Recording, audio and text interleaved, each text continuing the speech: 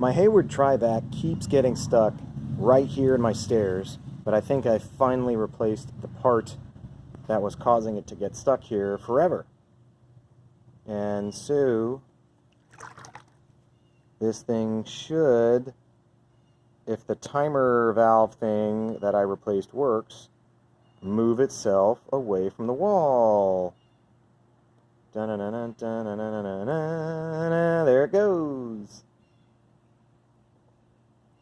Finally, so that part was over $100 to replace, but I'm glad it was an easy thing to do. It took about 10 minutes. So here's the old part to that Trivac. This is the hose intake on the back. This is the hose that goes to the rear jet, directly rear jet. And this hose snakes all the way around and blows out the front, right? And I think this is part of the timer module, and this whole thing is just easy to replace all at once. This hose, for some reason, was not getting any pressure out of here. And so when it would get stuck, I guess this timer wasn't failing, and this hose wasn't putting out more pressure to shoot it out of whatever corner it was stuck in.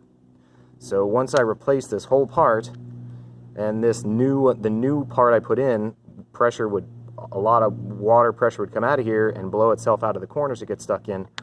That fixed my problem. I think one of the other problems that caused this was I had the restrictor valve, the pressure restrictor valve, the connector kit coming from the pool cranked way up.